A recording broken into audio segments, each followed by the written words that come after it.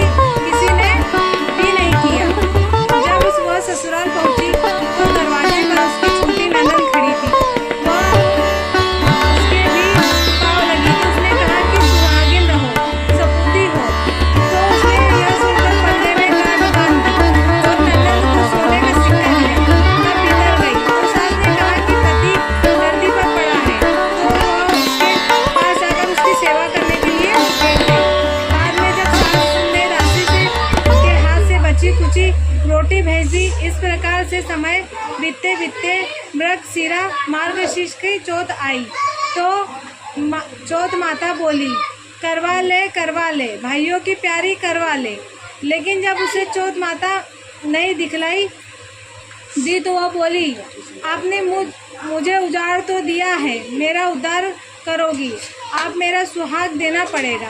तब उस चौथ माता ने बताया कि पौष की चौथ आएगी, तब मेरे से बड़ी है, उसे ही सब कहना, वही तुम्हारा सुहाग वापस कर देगी। पौष की चौथ आकर चली गई, माघ की चली गई, फाल्गुन की चली गई, चैत्र वैशाख ज्येष्ठ आषाढ़ और श्रावण भादों की भी चौथ आई और चली गई। यह कहकर कि आगे वाली को कहना। असोच की चौथ आई तो उसने बताया कि तुम पर कार्तिक की चौथ नाराज है, उसी ने तुम्हारा सुहाग लिया है, वही वापस कर सकती है। वही चौथ आएगी तो पाँव पकड़कर विनती करना। यह बताकर वह भी चली गई। जब कार्तिक की चौथ आई तो वह गुस्से से बोली, भाइयों की प्यारी करवा ले, दिन में चांद उगनी करवा ले, व्रत खंडन करने वाली करवा ले, भूखी करवा ले। तो यह सुनकर वह चौथ माता को देखकर उसके पाँव पकड़कर गिड़गिड़ाने लगी। हे चौथ माता, मेरा सुहाग तुम्हारे हाथों में है, आप ही मुझे सुहागिन करे। तो माता बोली, पापिनी हत्यारिन, मेरे पाँव पकड़कर क्यों बैठ गई। तब वह बोली कि जो मुझसे भूल हुई है उसे क्षमा कर दो, अब भूल नहीं करूँगी। तो चौथ माता ने प्रसन्न होकर आँखों से काजल, नाखूनों से मेहंदी, टीके में से रोली लेकर छोटी उंगली से उसके आदमी पर छींटा दिया तो वह उठ बैठ गया और बोला कि आज मैं बहुत सोया।